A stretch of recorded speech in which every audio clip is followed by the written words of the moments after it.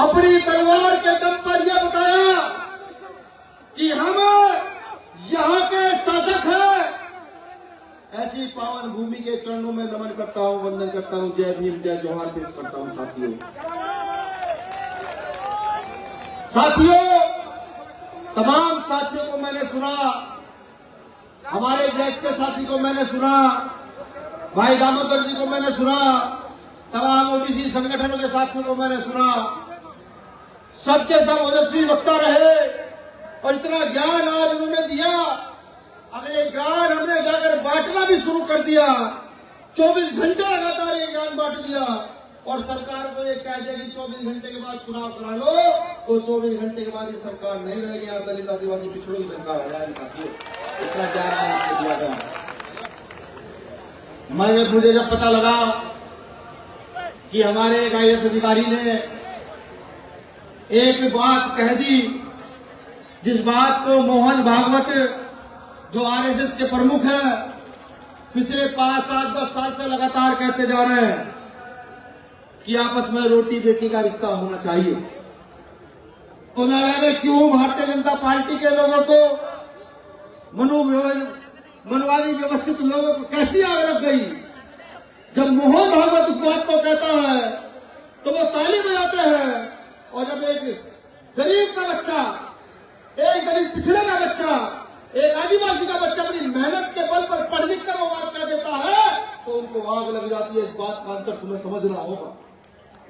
अगर आज भी हम इस बात का अंतर न समझे तो ये समझ लो इस देश में बहुजनों का अंत निश्चित है।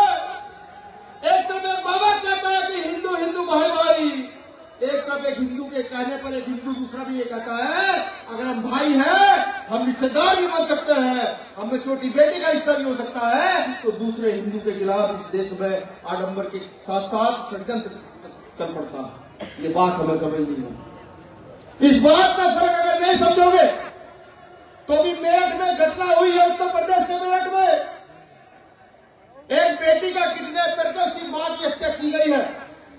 और वहां मीडिया से लेकर और एक पक्ष के लोग जो मनवादी व्यवस्थित लोग हैं वो उस बेटी के खिलाफ अभद्र भाषा का प्रयोग लगातार करते जा रहे हैं। कोई ये कहने के लिए तैयार नहीं कि उस बेटी की हत्या हुई। मैं इसलिए बता रहा हूं कि ये बहुसंख्यक समाज डॉक्टर बाबा साहब अम्बेडकर के दिए गए अधिकार को भूल चला है।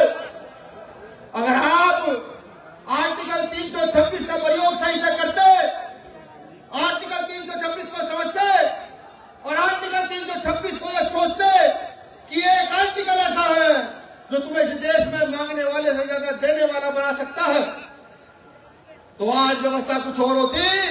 आज हमारे IAS अधिकारी को किसी की औकात नहीं होती कि चिट्ठी लिखकर सस्पेंड कर देता। साथियों, अगर आज हम उस आर्टिकल का प्रयोग सही से कर ले जो आज हमें आज जनसभा करने की जरूरत पड़ रही है अपने एक अधिकारी को न्याय दिलाने के लिए, तो आप में से एक भी बच्चा खड़े होकर कहता सुनो हमारे अधिकारी ने जो कह दिया वो कह दिया, वो वापस नहीं होगा, जाओ जिसमें जितनी औकात है उखाड़ना उखाड़ लो। परखिएगा जो मनुवादी है, जो संविधानवादी नहीं है। इस देश में जो जातियां अगर सवर्ण जातियां हैं उनमें भी संविधानवादी लोग हैं।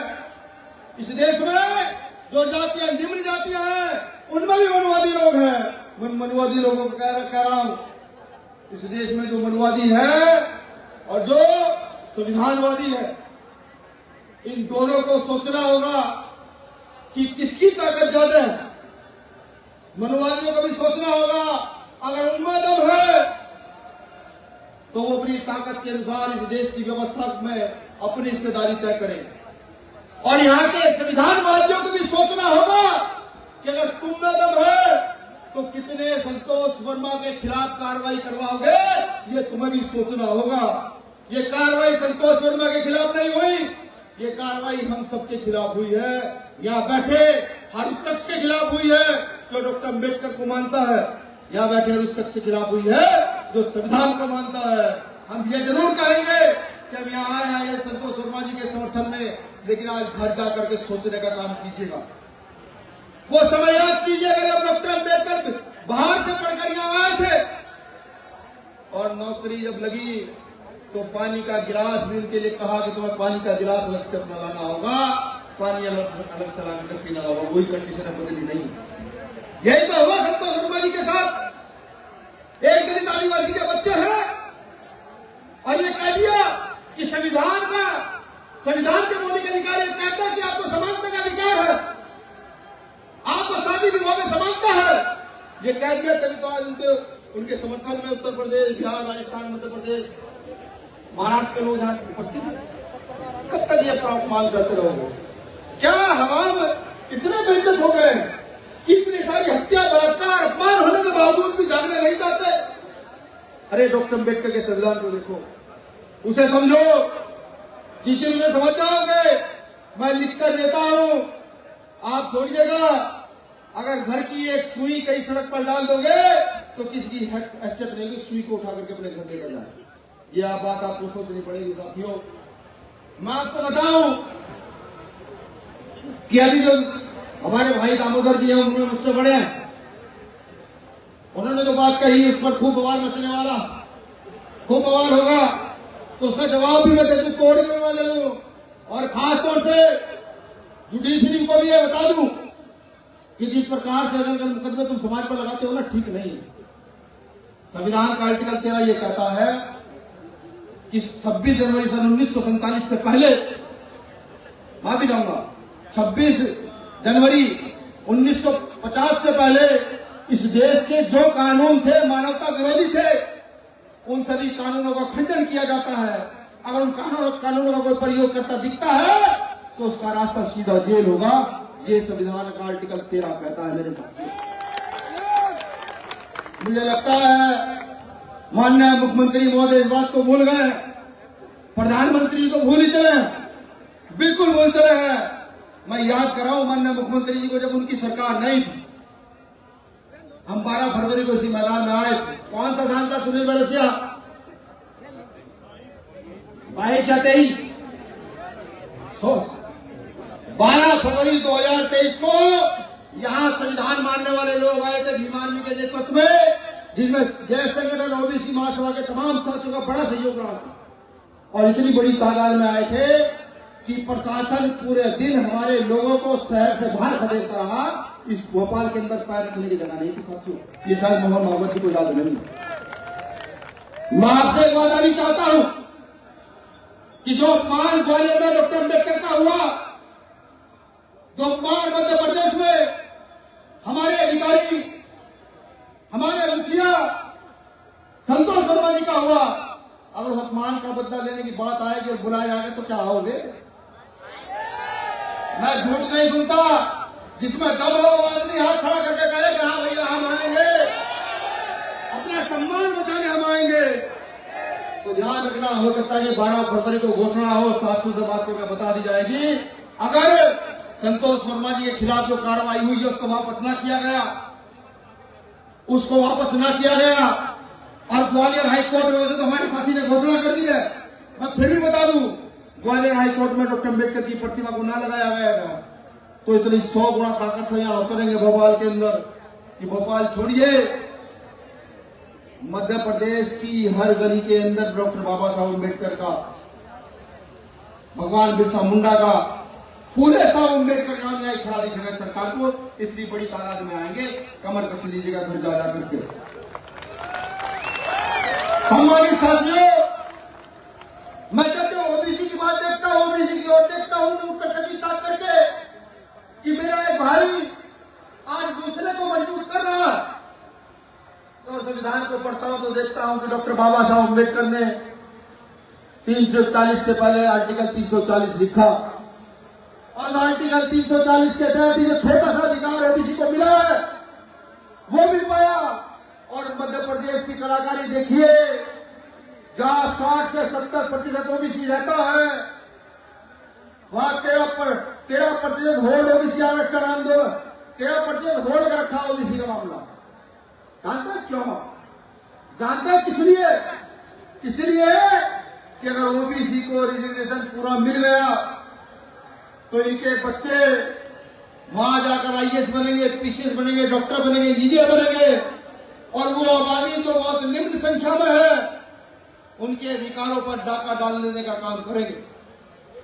इस बात को भी आपको समझना होगा, अगर अधिकार चाहते हो तो अपना राज्य, महापुरुषों ने कहा है कि जिसका दल नहीं होता उसका बल नहीं होता, और जिसका बल नहीं होता उसकी समस्याओं का कभी हल नहीं होता। बात लिख कर जाइएगा, मेरी हकीकत बात है। और अगर अपनी समस्याओं का हल चाहते हो,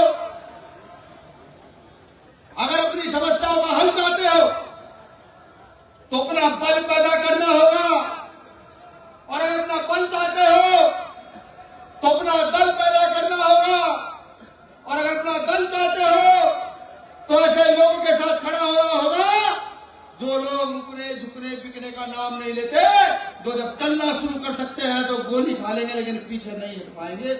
ऐसे लोगों के साथ खड़े होने का काम करना है। मैं कहता हूं तमाम देश संगठन के साथियों से भी, मुझे देश का इतिहास भी पता है, ये नहीं कि मैं नहीं जानता, मुझे ये भी पता है आज उसको भी टुकड़े टुकड़े करके तोड़ा जा रहा है, और उसको तोड़ रहा है वही लोग तोड़ रहे हैं जिसके लिए माफी चाहूंगा, देश का नाम मैंने गलत लिया, आजाद संगठन का नाम, मैं फिर कहता हूं मैंने देश का नाम गलत लिया, उसके लिए माफी चाहूंगा। आजाद संगठन का भी मैं ध्यान जानता हूं, मैं ये भी जानता हूं कि आज तक आप लोगों ने कहा किस किसके लिए काम किया, मैं ये भी जानता हूं कि जैसे आपकी शक्ति बढ़ी, आपके 2-3 टुकड़े करने का काम इस प्रदेश में कौन कर रहा है, मुझे ये भी पता। अब आप तय कीजिए कि आपको कहां रहना है, उनके साथ रहना है जो आपकी बढ़ती शक्ति को देखकर डर जाते हैं और आपके संगठन के टुकड़े टुकड़े कर देते हैं, या हम जैसे फकीरों के साथ खड़े होना है जो मर मिटने के लिए तो तैयार है, मान सम्मान के साथ समझौता करने के लिए तैयार नहीं, ये आपको तय करना है। अभी मध्य प्रदेश में एक आंदोलन और होने जा रहा है, वो आंदोलन बहुजनों का आंदोलन है। 30% वोट ओबीसी आरक्षण आंदोलन 30 जनवरी को अनिल गुर्जर जी के नेतृत्व में किया जाएगा। सब साथी बढ़ चढ़कर हिस्सा ले संवैधानिक दायरे में, बढ़ चढ़कर हिस्सा ले संवैधानिक दायरे में, एक मुट्ठी करके जुट जाए। अगर हमारे क्षेत्रों में कोई गलत घटना होती है तो फौरन सूचना दे। अब शेर चीते जिन्हें बन जाए, अब हमें मधुमक्खी के छत्ते बनने का समय आ चुका है। अब हम सबको मिलकर के मधुमक्खी का छत्ता बन जाना है। जब भी कोई हम पर वार करेगा, जब भी कोई संविधान में वार करेगा, जब भी कोई आरक्षण में वार करेगा, तो हम मधुमक्खी के छत्ते की तरह जाएंगे और उसको नोच करके नंगा करके ये बताएंगे कि हम इस देश की सबसे बड़ी ताकत है, हम इस देश के मूल निवासी बताने का काम हमें करना होगा। साथियों, अभी मेरे साथी कुछ कह रहे थे कि हमें निजी क्षेत्रों में भी आरक्षण चाहिए। हालांकि मेरा भी ये कहना है कि निजी क्षेत्रों में भी दलित आदिवासी पिछड़ों को अल्पसंख्यकों को आरक्षण मिलना चाहिए, लेकिन फिर भी मैं आपसे एक बात को बताता हूं, संविधान आपको यह भी आजादी देता है कि अगर आप अपनी पूर्ण बहुमत की सत्ता स्थापित करते हैं तो एक बिल पास करा करके आप इस देश का जितना निजीकरण किया गया है उससे दुगना इस देश में सरकारीकरण भी कर सकते हैं, सिर्फ एक बिल पास करा के, एक सरकार। अभी मेरे भाई ने छोटे लोकेश ने कहा कि जल हमारा, जंगल हमारा, जमीन हमारी, फैक्ट्री लगती है, अधिकार हमारे साथियों को काम नहीं मिलता। मेरे भाई, काम जब मिलेगा जब हम मुट्ठियों का एक होंगे और यहाँ की सत्ता को ललकारने का काम करेंगे, यहाँ की सत्ता में भागीदारी की बात करेंगे, तब हमें काम मिलना होगा।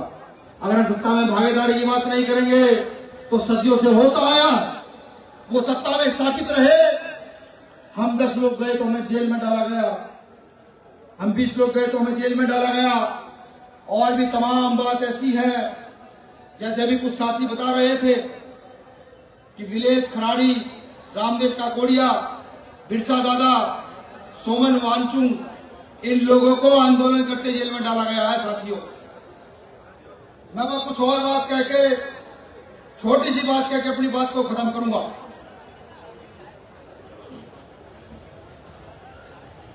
ये लड़ाई पद प्रतिष्ठा की नहीं है। अगर मान्य वर्मा जी को पद प्रतिष्ठा की बात होती तो झुक करके कहते कि मेरा पद वापस कर दो, मेरा पद वापस कर दो। ये लड़ाई मान सम्मान की लड़ाई है। वो जो अपमान उन्होंने हमारा किया है, ये लड़ाई उसके खिलाफ है। वो जानता है हमारा अपमान क्यों करते हैं।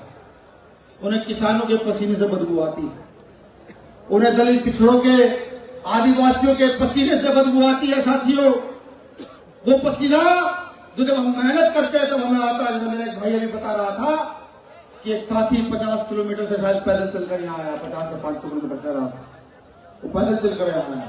उन्हें हमारे पसीने से बदबू आती है, तो हमारा भी फर्ज बनता है कि जिन जिन लोगों के पसीने से इस देश में बदबू आती है, वो पसीने के बदबू वाले लोग खड़े हो जाए, मजबूत हो जाए, एक हो जाए और यहाँ की शासन सत्ता पर कब्जा करके उनको ये बताए कि इस देश की प्रदेश की शासन व्यवस्था को एसी में बैठे लोग नहीं चलाएंगे, धर्म के आधार पर लोग नहीं चलाएंगे, पसीने की बदबू वाले लोग चलाएंगे, जो मेहनत मजदूरी किसानी करने वाले उनको ही बताना। जिस दिन ये बता दिया, जिस दिन ये बता दिया तो हमारे घर में अच्छी शिक्षा होगी, हमारे घर में अच्छे नौकरियां होंगी, हमारे अच्छे मकान बने होंगे, हमें बेटियों की शादियों की चिंता नहीं होगी। जिस दिन ये बता दिया उस दिन आरक्षण के लिए लड़ने की जरूरत नहीं पड़ेगी। उस दिन हम खुद आरक्षण पाकर इनके मुंह पर दे मारेंगे और कहेंगे हम यहाँ के शासक हैं, अब हमने जाना डॉक्टर अम्बेडकर हमें क्या लेकर गए। उस दिन आरक्षण पाकर इनके मुंह पर मारेंगे और कहेंगे अब इस देश में न्याय क्या होगा ये बता देने का हम काम करेंगे। इसलिए मेरे साथियों, मैं फिर एक बार वचन लूंगा, अगर 12 फरवरी को बुलाया जाएगा क्या आओगे? अपनी रोटी लेकर आओगे, अपनी पानी की बोतल और लोहे भी लेकर आओगे, हो सकता है पुलिस डंडे मारे तब भी आओगे, हो सकता है जेल डालने का तब भी आओगे। तो संतोष वर्मा जी आ जाएंगे मेरे पास, संतोष वर्मा जी को भेजो भाई।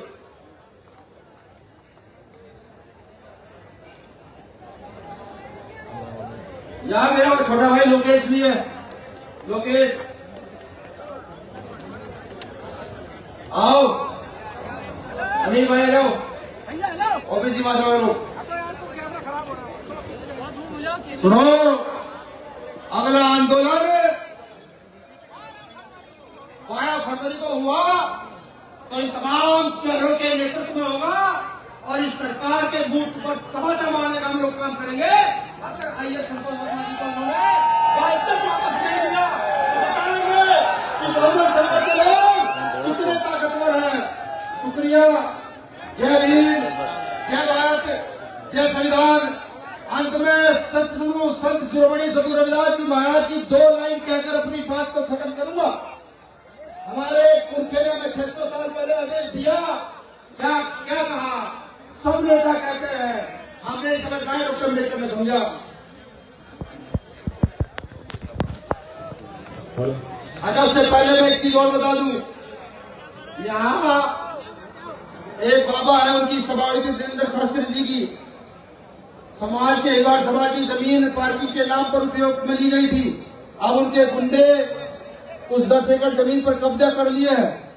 वह गरीब दर दर भटक रहा है अपनी जमीन दिलाने के लिए। सोचो,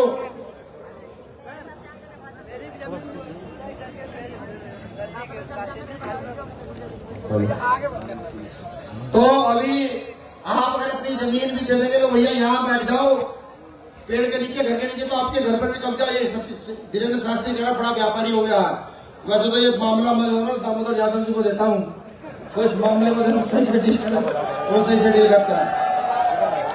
एक जानकारी और आई है, जबलपुर हाई कोर्ट में हमारा एक वकील को जाकर एप्लीकेशन देने गया था, तो वहाँ गुंडों ने जिन्होंने डॉक्टर अम्बेडकर का फोटो जलाने का प्रयास किया, हालांकि हम चाहे तो उन्हें जला सकते हैं, जिन्होंने फोटो जलाने का ज्यादा बड़ा काम नहीं है, लेकिन संविधान से हाथ बने हुए हमारे बाप ने कहा संविधान इससे लड़ना, इससे लड़के के लिए भिजवाया, ठीक है, इलाज करेंगे संविधान से ही। लेकिन ग्वालियर हाई कोर्ट में जो हुआ वो सही नहीं है। वहां के एसएसपी डीएम पर सूचना भिजवाई जाए कि ऐसा न हो कि वहां मुझे मेरी टीम को वहां जाना पड़े और दिक्कत खड़ी हो जाए। अंत में संत शिरोमणि सद्गुरु रविदास जी महाराज की 2000 की बात खत्म करूंगा। 600 साल पहले राज करने का रास्ता बता के गए थे, हम भूल गए थे, गलत बात है। गुरु जी कहते कि चाहूं ऐसा राज में मिले सबक को, क्या कहते हैं कि चाहूं ऐसा राज में मिले सबक को में छोड़ पड़े सत्संग बसेगा दास रहे प्रसन्न। 600 साल पहले हमारे पुरखे हमें कह रहे हैं कि ऐसा राज स्थापित करना जहां कोई छोटा बड़ा ना हो, जहां किसी को कोई गम ना हो, ऐसा राज स्थापित करना, ऐसा राज स्थापित करके इस देश का संचालन करना, दुनिया का संचालन करना। हालांकि इस राज को स्थापित करने के लिए भगवान बिरसा मुंडा ने